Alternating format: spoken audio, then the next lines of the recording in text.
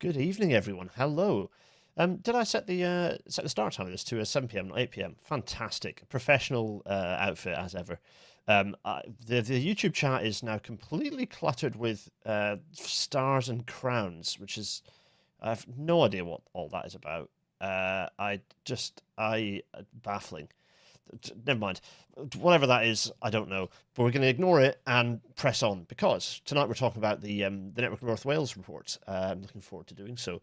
We're going to sink our teeth into that momentarily. Of course, this wouldn't be happening without you lovely patron supporters. £5 and above gets you many great things, including tonight's bonus episode, which will go out at 9:30, where we'll be covering, well, more on that later, but basically we'll be covering a report that I wrote about this because you know what, we can. It went out enough years ago that I'm not too worried about its content, and the world's moved on a little bit, although its findings will still be absolutely spot on. So for that and a whole bunch of other stuff, including the free audiobook of How the Rails Will Fix the Future, subscribe to the Patreon. Without further ado, everyone, welcome to tonight's Rail Natter.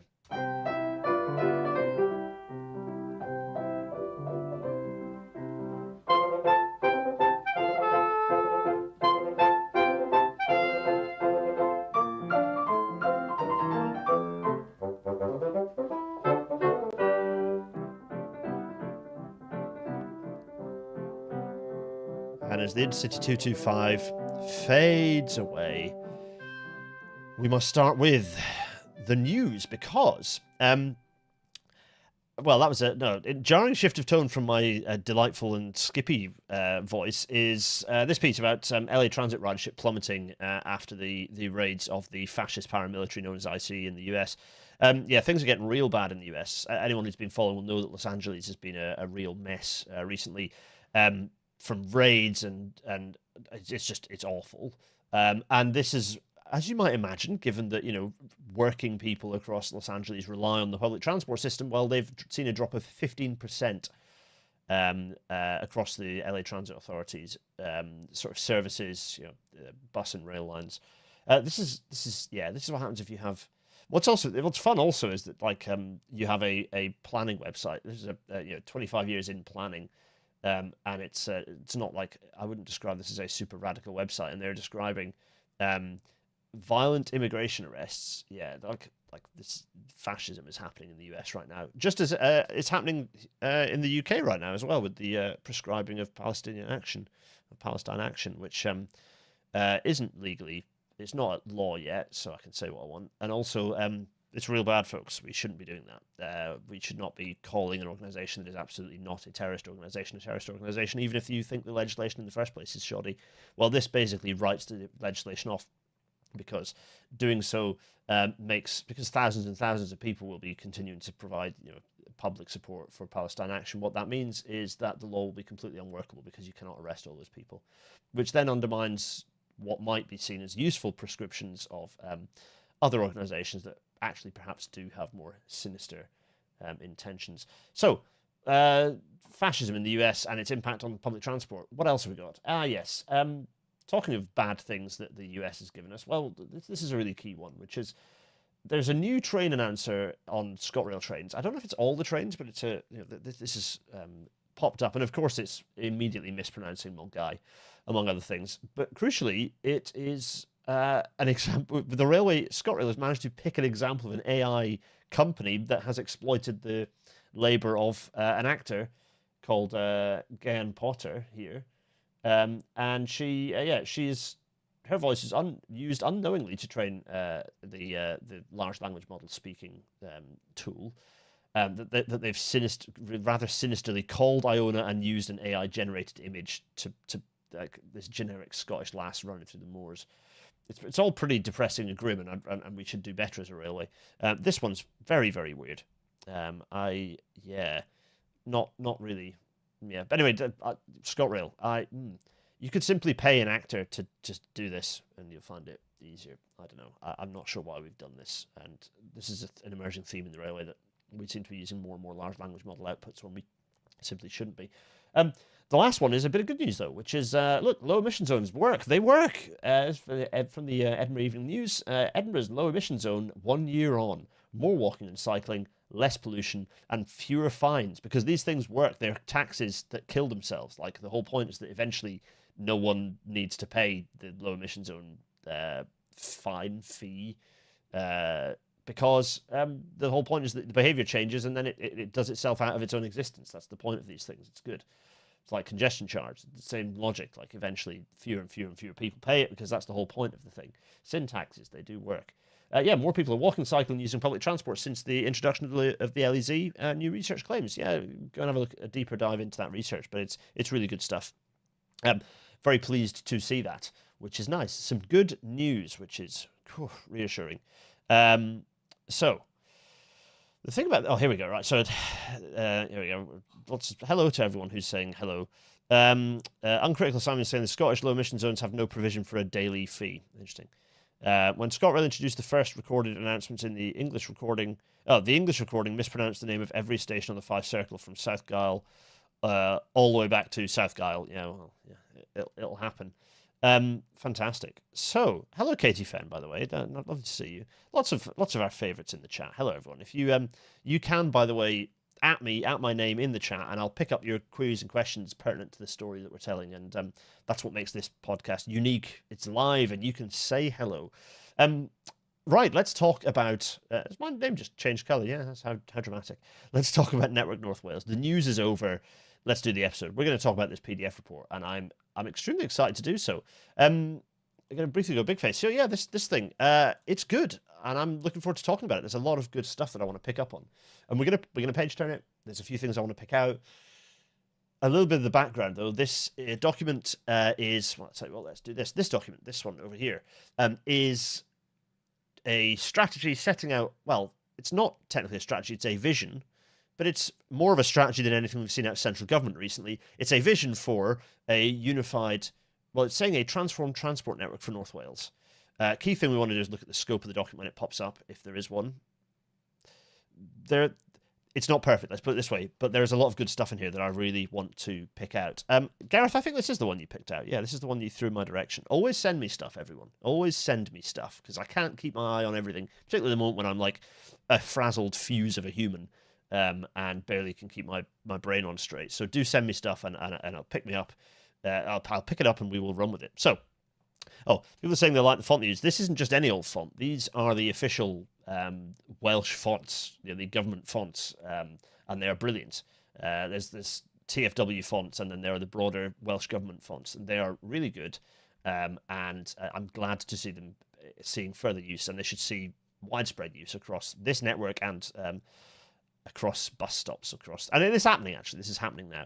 Anyway, let's have a look, shall we? So, there's a forward. Ken Skates, Cabinet Secretary for Transport and North Wales, has got some stuff to say. Hello, Ken Skates.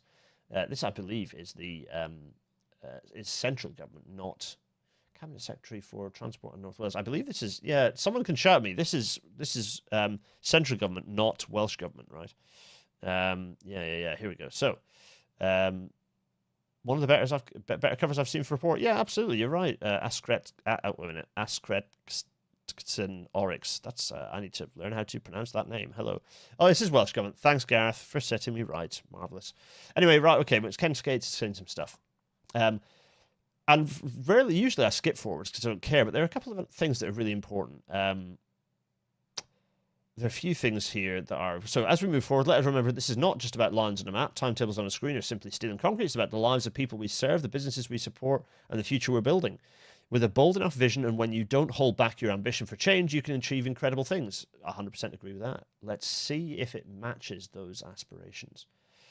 So, Network North Wales. It's got a big writing here that says multi-billion investment. Good. So, a multi-billion pound investment vision to deliver an integrated high-frequency public transport network for North Wales with Metro at its heart. So we'll hopefully find out some of what this actually means. Connected to Merseyside, Cheshire and the north of England, beyond. Network North Wales will connect people to jobs. Okay, yeah, fine. So through Network North Wales, we'll build a network to maximise opportunity across our cross-border region with Metro at its heart. Kind of said that, Metro at its heart in 2 paragraphs. I would simply not have repeated that point, but anyway. Okay, so Metro as go means... investing in infrastructure so there can be more frequent rail services, new rail connectivity, particularly between North Wales and Liverpool, new bus and coach routes, investing in electrification technology, brackets bus and rail, to lower public transport CO2 emissions. That's not why you do that. That's not why you do that. You don't electrify to reduce public transport CO2 emissions. You, also, why is the 2 up rather than down? Strange. You invest in electrification to decarbonize transport overall because you get a better transport system when it's electrified. So that's a bit of a swing and a miss. But anyway, new and improved railway stations, easy to use ticketing systems. Okay, fine. So there's going to be investment in new trains that are already running. They're talking about accessibility, which is important. Fine. We need a distinct and enduring vision for North Wales and its public transport network. It should outlast any single minister, government, or economic and political circumstances. It's very nice to see that written down as a sentence. I like that sentence a lot. Working together, we'll deliver our ambitious plans that take us to 2035 and beyond. There are already people going, is it a metro? Because, yeah, they're using the word metro. It isn't a metro. And nothing that I see here is a metro. And then we get to the vision. And the vision is, well, good and bad.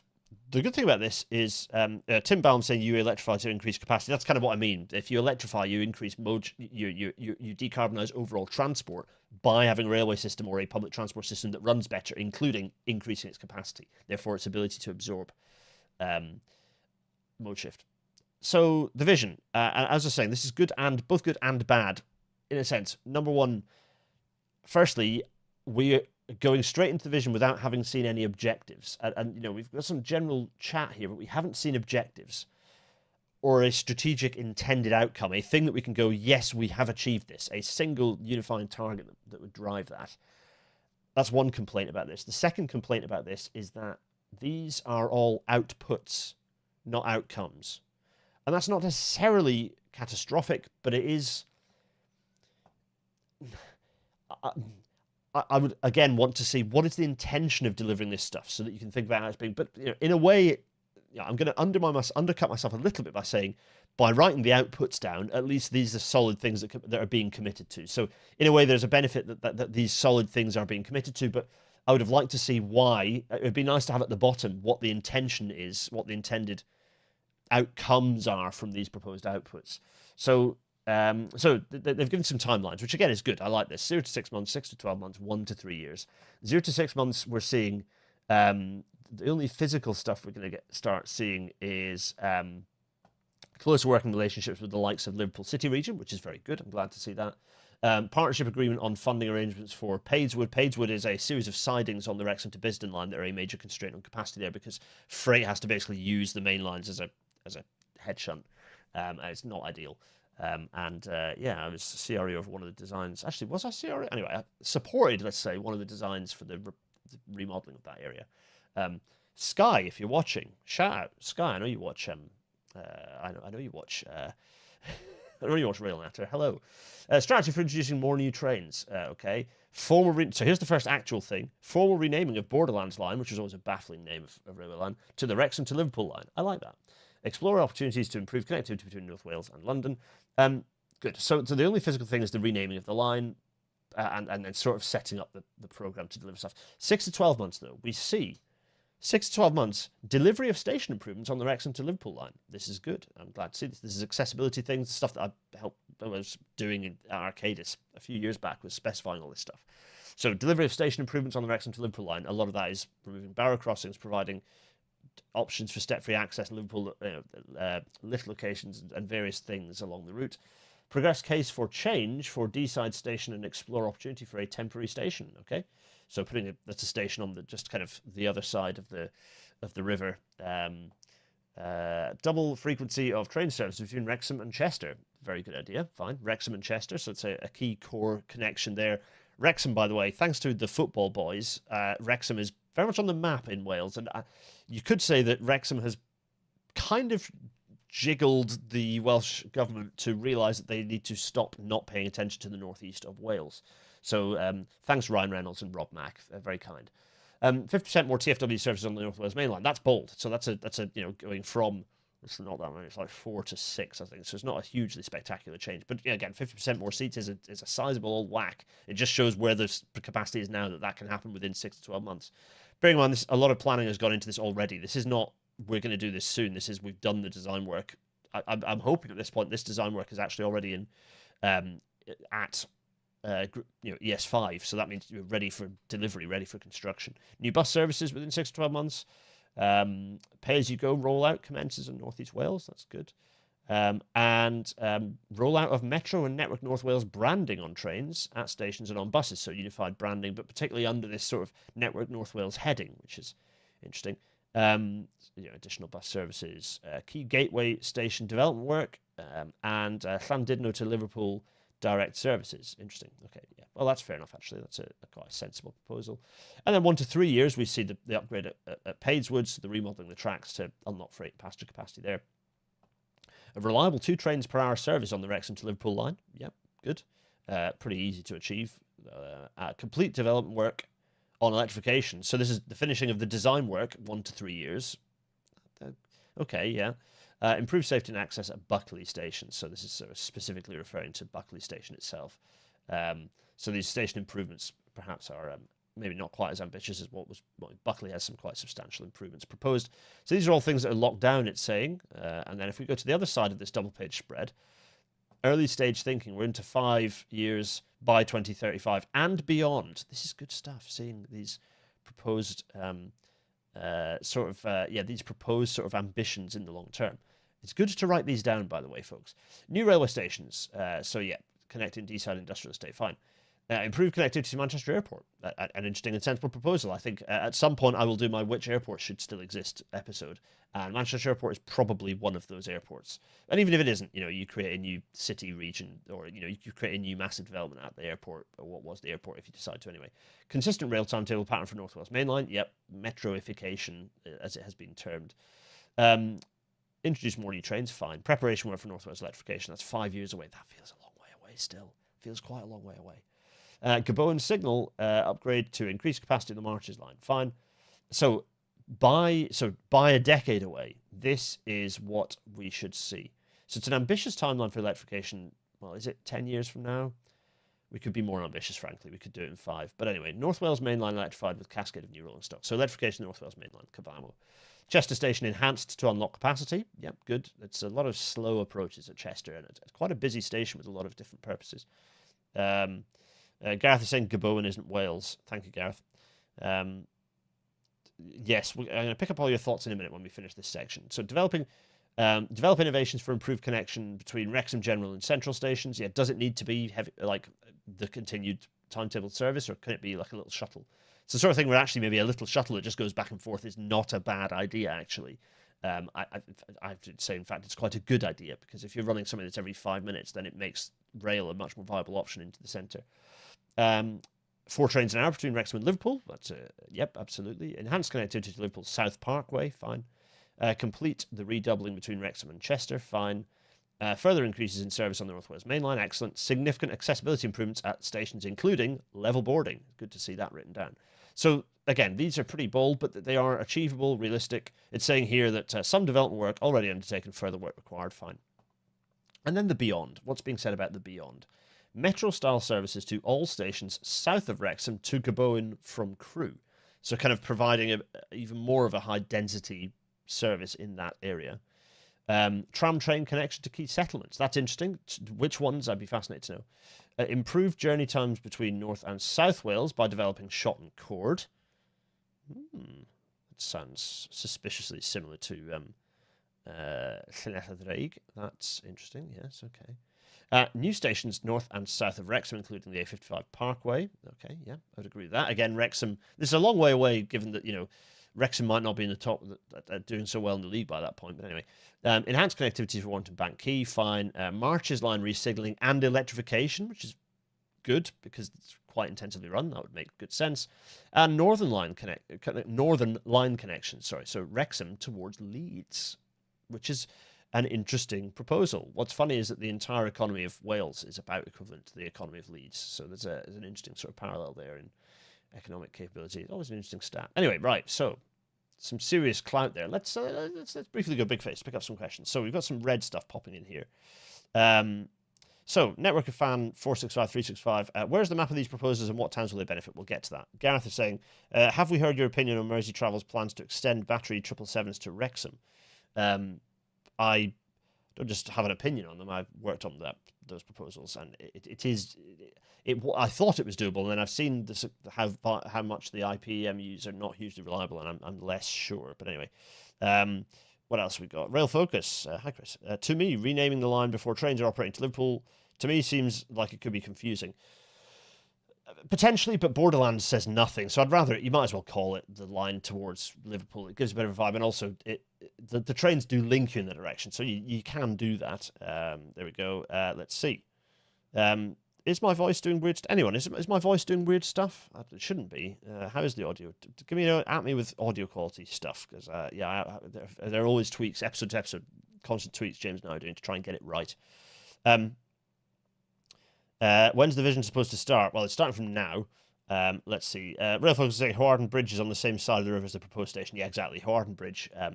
Yes. So it's just a little bit further up on the big straight bit that's north of that. Big open, massive, empty area of ex-industrial areas. It's largely ICI, isn't it? And maybe some old British steel stuff around there. There's a lot of ex-industry.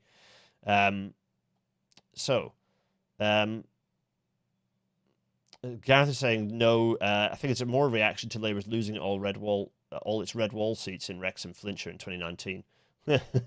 Well, yeah, perhaps. There we go. Let's see. I hope pay as you go isn't the farce it is in South East Wales, where you can't use it on GWR. Well, I think smart electrification means intermittent electrification. Yes, this does mean smart electrification is a euphemism for discontinuous electrification. That's right. And there we go.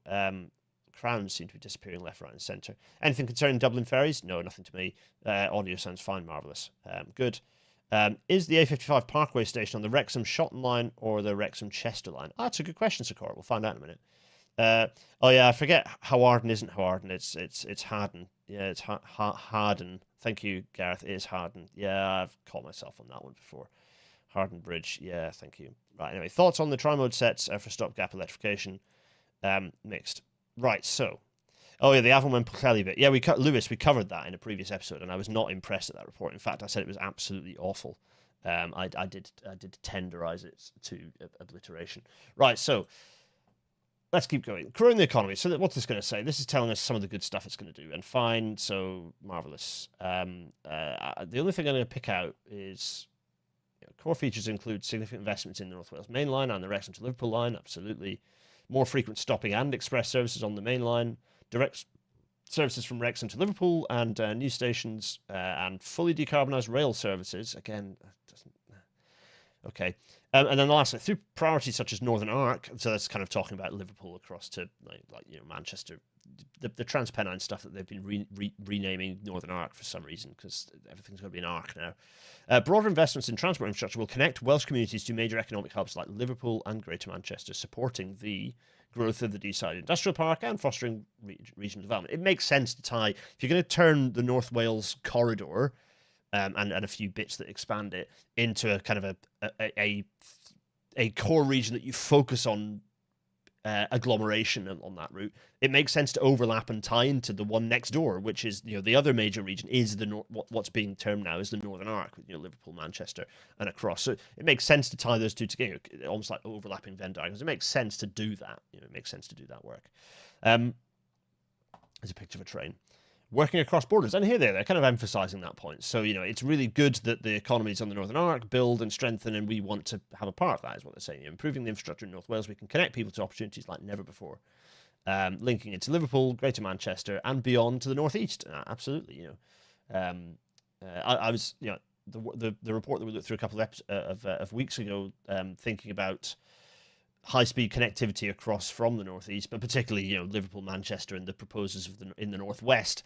I was pleased that they pointed out connections down to obviously down to Crewe, but also across to Chester, because if you had Transpennine Express running to Chester as a through route, that could be quite nice. And actually going right the way across North Wales as an intercity service that then goes up, again, potentially could be quite good. Equally, just having, if you have frequent enough services, then a change is not something that bothers people either. But if we're moving to a point where we have those intercity services that actually serve the major centres and things like major ports, then that becomes very useful. Yeah, so Woodchester to Liverpool upgrades make sense, including maybe new tunnel. Mr. Guy Snails, we covered that in the Northwest report. So yeah, certainly, yeah. Let's go down. Michael C is saying, can we talk about how much better the formatting is for this document than the last document we looked at for Welsh Rail proposals? Yeah, we can. The last document was absolute,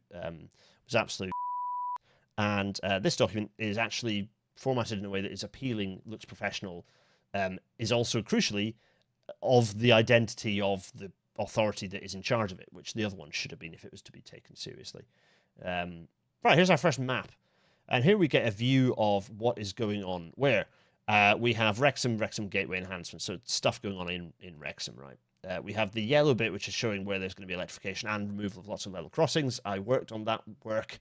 I was CRE for a bit, but then I had too much workload and was doing other things and yada yada, which is a shame, really. But there was a lot of very interesting work going on to install, to do a lot of work to get, so firstly looking at not looking at electrification at the time, but looking at additional capacity from passing loops, but certainly looking at level crossing removals, because level crossings are a major constraint on capacity through here. Looking at Bangor and a lot of potential work at Bangor and at Holyhead to expand capacity, so platform capacity to run more services, you know.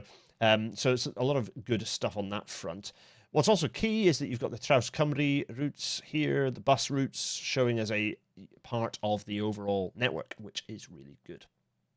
So I like that a lot. Shotton interchange here, well, it'd be good to, it's a very useful station, and it doesn't feel like it when you're there, to be honest, but it's actually a very key interchanging station for that, what could be a much higher frequency route down to Wrexham from Bidston, and then that connects across to Liverpool via the tunnel. So yeah, Chester is a key hub here. I would say Chester is like the station that you want to make sure it works, and it works well, and there are obvious parts of the station dedicated to, oh, I just realized you can't fully see this. I tell you what, let's briefly get rid of my face to show you the whole map, forgive me. Here's the whole map that you can see here. In fact, you know what I could do? I can put my little head down here. Hello everyone, I'm down in the bottom corner. So you can see the whole map here. Yeah, so there we go. You can see Chester. Chester is a key part of that. Actually, there we go. That's even better because I need to be small so you can see the whole thing. Yeah, Chester, a crucial part. Connecting down to Shrewsbury as well. That route basically should be electrified down to Shrewsbury because it is frequently used by a variety of services. But certainly, Chester is a key core, a key hub that needs to be well connected. The next map, I can enlarge my face a little bit, is zooming in on the Mersey D region, as they're calling it, and you can see Bidston, Upton, Heswall, Neston, Harden. You can see the circle that's been put in for the new station, by the way. Oh, you can't see my mouse for this bit. Well, basically, I'm working my way southwards. Shotton, Harden, and then Padeswood with its freight shenanigans next to it. Hope, Caergwrl, Cefn-y-Bydd, Gwersyll, and Wrexham. Gwersyll, sorry, Welshies. Yeah. Wrexham General, Wrexham Central, marvellous. Okay, so all that stuff, and then continue down. So you can see where Chester Wrexham is, the criticality of that as a hub, because Wrexham very important, Chester, and that gives you your connections onto the rest of the country. You can see here it says connected to Northern Arc at the top. You can see connectivity to Manchester Airport as well, but again, how that's facilitated is one of the reasons at Manchester Airport having an odd connection like that is not, it's not ideal. It'd be quite nice if it had a through station for a variety of reasons. So that's a thing that could be considered. But again, there's also plotting the new bus route on here as well, and pointing out the interaction between bus and rail. Although not a huge amount, there's probably a lot more bus going on here that would be quite useful to show. But anyway,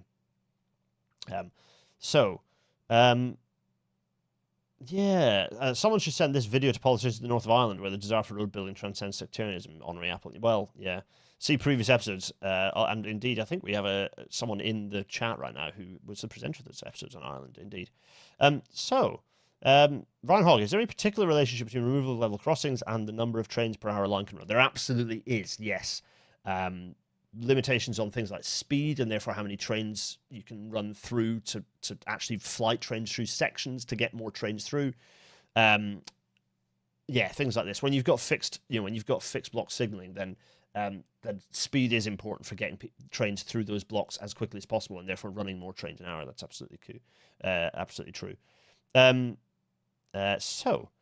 Gareth. Gareth saying, I can't criticise your pronunciation of Welsh place names mainly because you're quite good and at least you try, unlike most people. Well, I spoke Welsh as a 3-year-old. I somewhat lost that skill. Uncritical Simon is pointing out there is a corridor from the south into Manchester Airport. There is, but the point is that it's facing, like, you still have to go a long way to get to it. Like, this is not a quick route to get to Manchester Airport from Chester, for example, which is something that could be solved if you had the Chester through to high-speed connectivity there.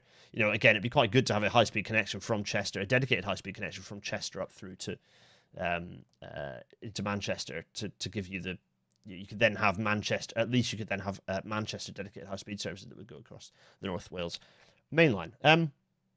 So let's go back to our little PDF pages as we have here and enlarge my face to being completely enormous. Tro nesa dwi'n weld chydi dwi mond am siarad Cymraeg efo chydi. Yeah, thanks, Gareth. So, immediate delivery priorities. So these are the things that they've already talked about and they're putting a bit more detail in. So 50% increase in TfW services on North Wales Main Line. This is a major one. Just simply by removing level crossings allows that to happen pretty much off the bat. Like, it's a very quick and useful output. It's not easy to close these things, and you've got to think there's a lot with level crossings. They're open still because they're links for communities across the railway. So actually resolving that is really, really important. So yeah, bus enhancements are also very important. I'd have quite liked to, in the previous maps, I'd have quite like to see like shaded areas showing where buses feed into almost, you know, so like a hub station and then the bus nap that feeds into it, and then likewise, and see how that patchwork kind of fits together. Yeah, so Wrexham to Chester, doubling rail frequency between the social and economic hubs of Wrexham and Chester, and providing connections to northwest England at Chester and West Coast Main Line at Crewe. Yeah, Crewe and Chester are key. You know, Crewe Chester is a key connection as well, and I'd want that to be bumped as much as possible in terms of frequency to make that almost you don't have to think about anything jumping back and forth trains wise. And then, of course, upgrading the Wrexham to Liverpool line. So Padeswood sidings is key to unlocking potential of the Wrexham Liverpool line, enabling increased frequency and future direct services to Liverpool. It supports increased rail freight and growth in industrial output. Absolutely, it does. Oh, and also the pay-as-you-go ticketing, which is a good idea. There, targeted station improvements, things of this nature. Fine, lots of good stuff. Development priorities, so developing new stations, and they keep referring to the D-side station, but I would like to see them talking about more station opportunities, because there are several obvious areas that need new stations.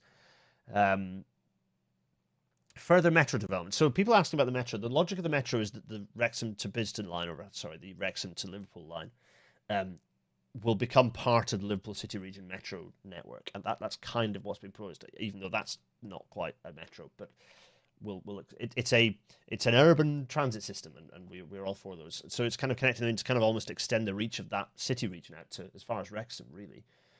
Although the nature of that line is there's a lot of it that doesn't feel very metro, but the frequency the frequency of stations is pretty high, and it deserves a decent whack of service. Chester capacity, so unlocking additional capacity in interchange for rail services travelling through Chester, particularly to North Wales.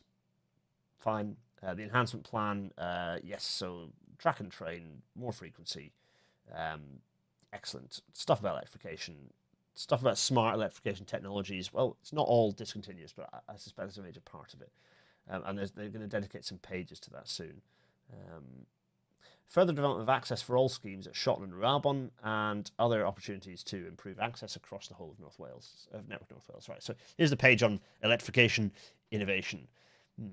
So our vision for Network North Wales extends beyond short-term interventions. Electrification of the North Wales mainland remains our ultimate ambition and is at the heart of our vision for the future transport in the region. Okay. Learning from the work that has been completed in the South Wales valleys, it's vital we do the groundwork to understand what electrification in North Wales could and should look like now and for future generations. You carry freight, therefore you should just wire the whole lot. I want to say, though, actually, so they're talking about this new electrification innovation fund. There'll be a proposal developed to deliver the electrification. North Wales Coast Electrification, fine. They're calling it smart electrification. Okay. This uses discrete lengths of electrification to provide the dynamic power and charging facilities needed to support hybrid trains, combining traditional electrification with state-of-the-art battery technology. This team with Network Rail's low-cost innovations, things like paint and surge arresters, things of this nature, can significantly lower the cost and disruption of electrification. Talk about things like avoiding rebuilding bridges or lowering tracks through tunnels. which is a challenge on that main line because there are a lot of tunnels and a lot of bridges. So understood. And it is right that, so right, here's my thoughts on this. It is right that you approach this with a, you know what, discontinuous electrification, it doesn't work in the long term or even the medium term. But discontinuous electrification is better than zero electrification. And at this point, if this gets things moving and then you get the trains running and then you realize that actually you need to electrify more of the gaps and you can just do them as bits and pieces, then I'm fine with that. So whilst I'm extremely skeptical of the usefulness of discontinuous electrification as a solution in any kind of long-term sense, and once we're mobilized, I'd rather we just did the work. In the same breath, if this makes some electrification happen, it's better than nothing. If this gets us some level of the kind of key outcomes we need, then I'm okay with it. I'm okay with it. Pay-as-you-go ticketing. I don't have a huge amount to say on this, other than it's a good idea and it should be rolled out more and more, particularly on the high-density services that people use regularly. If there's a high percentage of commuters, then it makes sense to have pay-as-you-go, which is a lot of the railway on this bit of, this whole report is covering, basically. Let's talk about the T network then. So the one network, one timetable, one ticket, one team is critical. Multimodal travel. Forget trains, forget buses. It's just public transport, of which clearly this network, a railway is quite literally the spine of it, which is good, because you need that. But the point is that then buses need to be really nicely integrated into all those stations and potentially new stations as well to really bring as much of the population within reach of frequent and reliable public transport that you can just hop on and be happy to use. The point of this is that Network North Wales and Metro will deliver a public transport network coordinated at a local and regional level in alignment with the regional transport plan, so on and so on and so on. So good. We're confident that we have the right principles for building a transport network fit for Wales's future, unified by the T icon. I like this. I think it's a good idea. Whenever you see it, you'll know it's a beacon for reliable transport, no matter how you're travelling. There is a Welsh language version of this report, by the way, if you want to pick it up. Delivering as one team. Incredible things happen when we work together. Well, yeah, it's true. It's true. I would agree with that. Fine. This is just talking about the relationship between the various stakeholders in this situation. So there's things like Growth Track 360, Mersey and D Alliance. That's kind of in Liverpool area. You've got some of the various joint committees that exist around the place. You've got Network Rail, and you've got the Transport for Wales' sort of client organisation. So the sort of the rail client organisation, the bus client organisation, development teams within TFW, they then feed into the Network North Wales development team. So there's a core development team that is acting as the driving client, which will align the vision and objectives, of which we haven't seen any. It's still a key issue. Joined up delivery models and efficient use of resources. Fine. And you've got the nice old Network Rail logo there. Marvellous. And then some discussions about working with the community and engaging with the community, which is absolutely key. The good thing about this report is that this is something that it's well designed, which means that people can read it and engage with it. I'd have put more explanatory graphics in a few places, but it's essentially comprehensible, clear, lays out what's going to happen, and therefore people can have their say. It's the good thing about the outputs in a way is that they are easier for people to be. They're tangible, which means people they can comment on it, actually sink their teeth into it, which I think is also good. You have to get people's buy-in to this stuff, because also if they are keen for it to happen, they will push for it to happen quicker, which is really, really important. And there we go. They've stolen. Interestingly enough, they've put Vancouver on here, and it's a Dreigor. Actually, there's not an e-bed, there's not a T-bach on there, so is that Goch? Which isn't, because it should be a Goch if they just not put the T-bach on there. Anyway, right. Red Dragon, it's getting suspiciously close to the Llynedd. Anyway, right.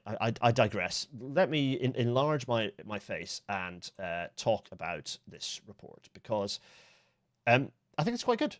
I think it's why have I gone green? It's because I've got some green screen over here. It's clever stuff going on. It's a good report. There's a lot of good stuff in here. What are some of the things I want to say that are good? Well, you know what? Maybe actually, I don't want to say the good stuff. Maybe I want to start with the things that I might have improved. I might have preferred to improve. So let's do that. So I'm a little frustrated that there are no clear objectives about mode shift. If you're going to have those targets, they should be clear. They should be set in this document should have them written down. It should be big, bold, in a big graphic. So that's one thing that there are no clear objectives. They don't need to be lots of objectives. They're just, we will have more people traveling by public transport by this date. That's frustrating that doesn't exist. I'm disappointed at. It is very output, not outcome led. So it's not that you don't include the outputs, because those are useful people to get a grip on and understand and comment on, but you need to say what the intended outcome is from all those interventions, or at least the clusters of intervention. You group them and then say, this is what these things will deliver, and it doesn't look at roads enough. It doesn't commit to things like we will have traffic management measures associated with this to improve buses. It doesn't talk about corridor improvements particularly. So I think there's a bit of a gap in terms of it doesn't quite look at it's not quite integrated enough to that whole picture.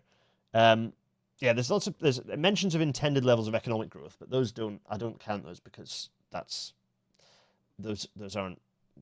That's like saying, no, that's not hugely useful. I mean, if nothing else, it's just not anything that's tangible for humans, so not particularly useful. So that's the stuff I'm not so happy with on this report. What do I like, though? Well, lots, but I've tried to pick out a few highlights of things that I think are really good. The first is that it's looking at, for the most part, accepting what I said about roads, it's looking at mobility in totality, or it's certainly looking at public transport. I would prefer it to have gone further and talk about mode share, but it is driving us towards a mobility in totality attitude, which is good. It's got a nice long time horizon. It's going to 2035 and beyond. The and beyond is really important. Politicians should not be afraid to say, I want this to happen this distance out. That's a really good, powerful thing to do, and helps people understand what they can get. It commits to some outputs, which is good. It actually is committing to, we will deliver these things. It's committing to 10 years of stuff that will be delivered, which is also really good. Actually committing to it is really important, because you can then be held to account. If you've said that, you can then be held to account if you don't do it. It works across borders. It works across boundaries. That's really important. For transport, mobility doesn't really care about administrative boundaries. It's really important. Again, I like the fact that we're talking about this new region, or this region being strengthened by a public transport identity, and then showing that that's overlapping. There's that kind of overlap with, if you've got North Wales running here, and then you've got you get what I'm talking about. North Wales running along there, and then over here, I'm going to do this backwards because I'm mirrored, is Northern Arc, whatever you want to call it. Connecting those, overlapping those is really important. And Liverpool, in a way, is one of the pivot points of that, but Chester to a lesser extent. Liverpool, I would say, is the main pivot point for that. And it has maps. Maps are good. If you have a strategy, you need to have maps. If you don't have maps that say what you're going to do, then it's not a strategy or a vision. It's a waste of pixels. Government. Westminster, I should say. So, held to account unless you U-turn. Well, no, the point is you can be held to account, with the U-turning. There's a few things I want to. Well, having said that, let's pick up on a few questions. So, which before we rate this thing, so we're about to rate this report. So, let's see. Julian Roberts is saying, I've spent hours of my life waiting for the Barmouth bus at Ruabon after arriving from Glasgow via Chester. Same going back. 59-ish.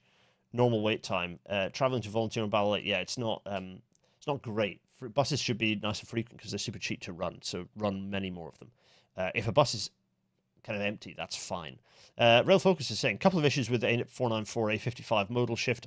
There is no commitment to providing provision for freight to Holyhead. Absolutely, that is a problem. There's also an issue with the cost of rail travel, especially for families, 100%, and that's not really been addressed here.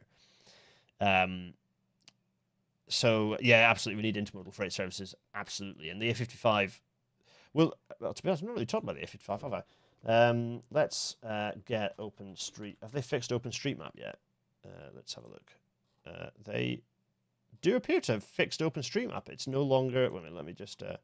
they've got rid of the stupid fade thing. That's good. Right, so that means I can do this and this, which is nice. So... let's just have a look at let's get North Wales up and talk about the A55, which is the picture, the thumbnail images of the A55. Serious lack of intermodal. Still think a better route from north to south. Wrexham to Cardiff via Brecon was the one I suggested. Yes, agreed, absolutely. It's South Wales rather than North Wales, but what are your thoughts on the Burns review stations? Will they be enough? Oh, Michael C. That's a question that I might answer in the bonus episode later. So, Wales and Borders fares are historically expensive, which is a big barrier, especially for holiday travel. Absolutely. Let's make my medium face appear. So here I am. I'm down in the corner here. So there's Chester. It's pretty obvious if you zoom out of it. By the way, it's pretty obvious what's where your hubs are, isn't it? Because actually, no, what would be really good is if we go do the ooh, interesting. Okay. So that's a weird version of they've changed the transport map on OpenStreetMap. I've been here for so long. So there's Manchester over here. Oh, you can't. Wait a minute. Let me just. There we go. There's Manchester over here. With Crewe as the kind of the high speed connector down here. Chester over here. So this is a very important line. And then Chester Wrexham, you can see, is very important, although decidedly single track in various bits. And then you've got the line that runs from Wrexham to Bidston, which is here, it runs along here. And then the North Wales main line runs from Chester along. Now, paralleling the North Wales main line is the A494 and the A55, which is the main sort of, what is it, North Wales Highway or something? It's got some highway name. And it is a very heavily upgraded road. The North Wales Expressway, sorry, that's what it's called. It's an incredibly heavily upgraded road with lots of very expensive upgrades to get, and demolitions to get this thing to kind of work.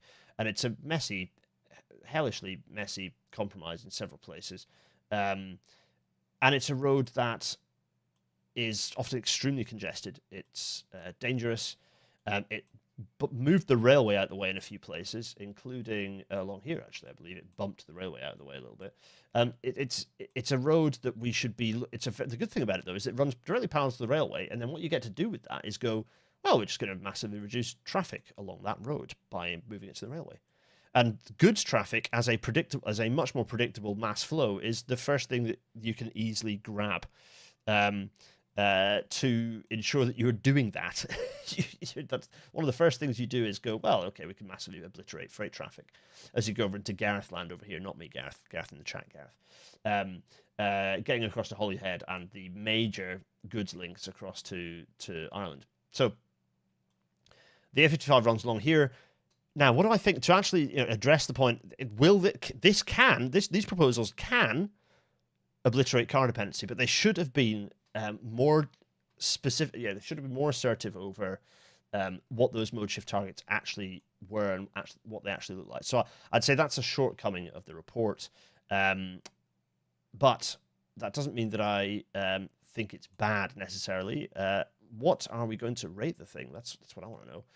What do we think, everyone? What are we thinking? What are the guesses for what you reckon this is going to be? The A55 is built on the fast lines at Colwyn Bay, and the dual lines were shifted a few metres north to make way. Yeah, quite.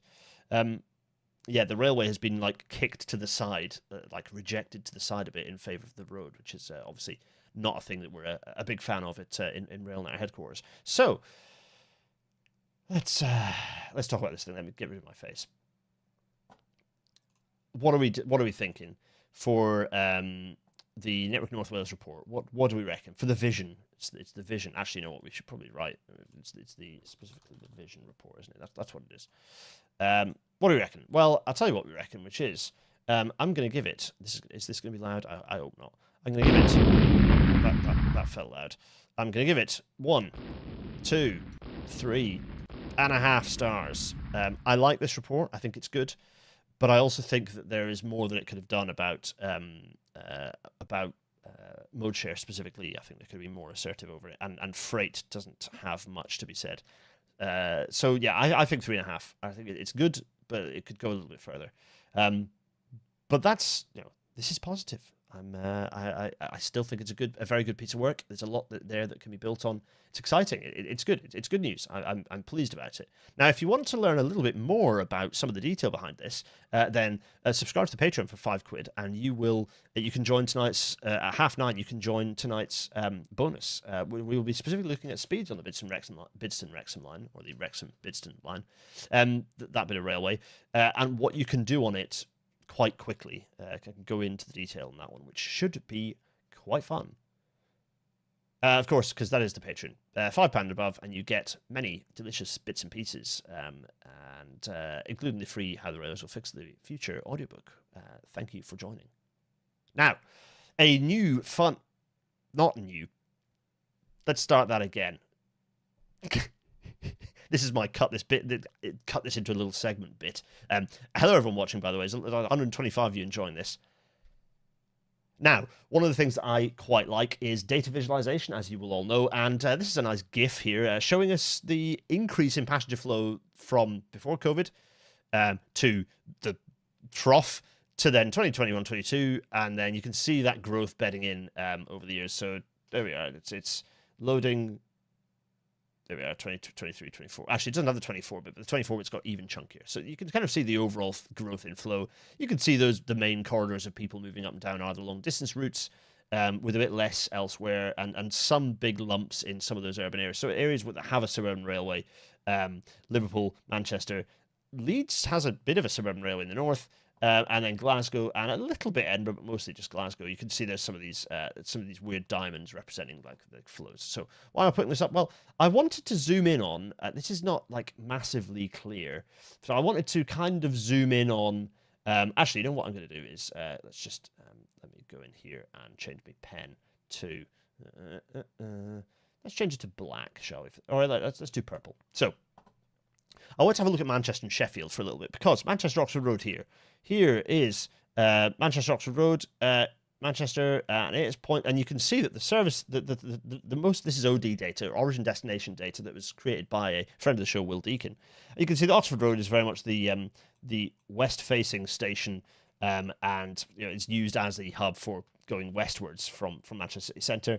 Manchester Airport, well, you can see the majority of those journeys are between Manchester Piccadilly and Manchester Airport, or central Manchester, Manchester Airport. But you can see it's pulling a lot of people, particularly from Leeds and from the northwest into Manchester to get people in, but also from Sheffield to a lesser extent. Manchester Airport. Manchester Victoria is the main station now, thanks to changes in the Transpennine sort of timetable post Ordsal Cord. Victoria is now the main station that people use getting across from Leeds. So if you're going from Leeds across to Manchester, you're going through Victoria. And also, you see it's a major amount of traffic going across to Liverpool as well, and up to Bolton and going in that direction. What's interesting, though, is that Piccadilly,